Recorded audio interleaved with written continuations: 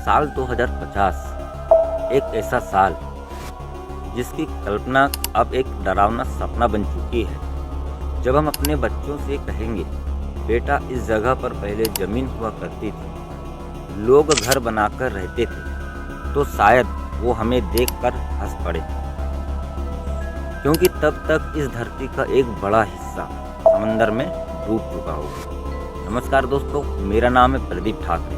आज हम बात करेंगे, जब ज़मीन डूबेगी क्या इंसान समुद्र में जिंदा रहेगा कॉलोनी बनाकर। इस कहानी के माध्यम से समझते हैं। वैज्ञानिकों के मुताबिक हर साल समुद्र का जल स्तर करीब 3.3 मिलीमीटर बढ़ रहा है। अगर हम इसे रोक ना पाए तो 2050 तक दुनिया की 57 बड़ी तटीय शहरों की अस्तित्व ही मिट सकता है। यहाँ पे कुछ शहरों के नाम हैं: कोलकाता, मुंबई, चेन्नई, ढाका, बैंकॉक, जकार्ता। ये सब समंदर के पेट में समा सकते हैं। जरा सोचिए, जब हमारी जमीन ही ना बचे तब इंसान कहाँ जाएगा। इंसान हार मानने वाली प्रजाति नहीं। जब जमीन छीनेगी तो शायद हम समंदर को ही अपना घर बना लें। आज हम बात कर रहे हैं अंडर वाटर सिटीज़ की, यानी समुद्र के नीचे इंसानी बस्तियां बसाने का सपना। और ये सपना अब सिर्फ कल्पना नहीं, तकनीकी प्रयोगशालाओं में चल रही रिसर्च का हिस्सा बन चुकी है। जी हाँ दोस्तों, मैं बात कर रहा हूँ ब्लू हैबिटेट प्रोजेक्ट और अन्य रिसर्च की। जी हाँ, क्या आपने ब्लू हैबिटेट प्रोजेक्ट के बारे में सुना है? यूरोप और जापान के वैज्ञानिक मिलकर एक ऐसा शहर डिज़ाइन कर रहे हैं जो पूरी तरह से समुद्र के नीचे होगा, जिसमें हवा, बिजली, पानी, खाना, खेती, सब कुछ संभव होना तय है। जापान का सुमिजू मेगा सिटी पिरामिड, दुबई का फ्लोटिंग वंशिका और ओशियन स्पिरिचुअल प्रोजेक्ट, ये सिर्फ मॉडल नहीं, ये इंसान के भविष्य की ज़रूरतें हैं। जरा सोचिए, फ्लोटिंग सिटीज़, पानी पर बसी बस्तियां, कैसा विजुअल आपके माइंड में आता है?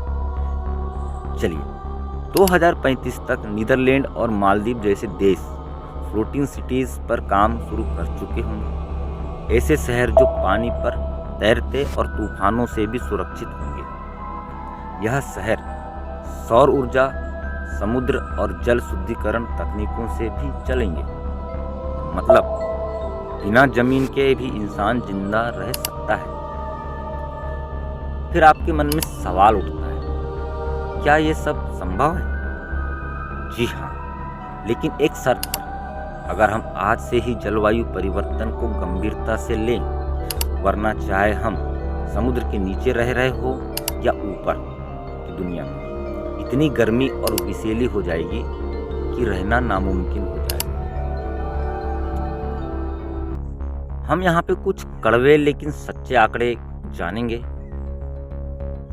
2023 में ही दुनिया 1.5 डिग्री सेल्सियस की वार्मिंग क्रैश कर दी है दुनिया वालों ने। अगर यही रफ्तार रही तो 2100 तक समुद्र का स्तर 1 मीटर तक बढ़ सकता है। आज 2025 है दोस्तों। इस 2025 में आज तापमान 2.1 सेल्सियस तक आ पहुंचा है। ये आंकड़े दर साल बढ़ते जा रहे हैं। 80 करोड़ से ज़्यादा लोग ऐसे क्षेत्रों में रहते हैं जो खतरे में भी आते हैं और खतरे की रेड लाइट में, अलर्ट में आ रहे हैं। अकेले भारत में 4 करोड़ लोग विस्थापित होने की संभावना है, हो सकते हैं। फिर भी एक उम्मीद है। लेकिन अगर हम आज से प्लास्टिक को छोड़ दें, अगर हम कार्बन उत्सर्जित को रोक दें, अगर हम जंगलों को बचा लें, तो शायद हमारे बच्चे तैरती बस्तियों में नहीं, हरी भरी जमीन पर खेलते नजर आए। लेकिन ये सब संभव तब है जब हमारी शिक्षा व्यवस्था, हमारी गवर्नमेंट व्यवस्था वो एक युवाओं के हाथों, पढ़े लिखे युवाओं के हाथों में जाए। आखिरी संदेश है दोस्तों आपके नाम पे, सुनो, समझो और फैलाओ। ये सिर्फ एक कहानी नहीं, ये एक चेतावनी है, एक रास्ता है जो यहाँ तो समुद्र की गहराइयों तक ले जाएगा या फिर हमें बचा सकता है। पानी हमारी जिंदगी है, लेकिन वह पानी अगर सर से ऊपर हो जाए तो सब कुछ डूबो सकता है। इसलिए आज जो करना है वो 2050 का सपना नहीं, 2025 की जिम्मेदारी है। आओ सब मिलकर पृथ्वी को बचाएं, वरना अगली पीढ़ी को जमीन नहीं मिलेगी, बस समंदर ही मिलेगा। ये कुछ इंटरेस्टिंग कहानी थी, कहानी के माध्यम से कुछ आंकड़े थे। आपको इन आंकड़ों के बारे में और गहराई से जानकारी आप गूगल में सर्च मार सकते हैं।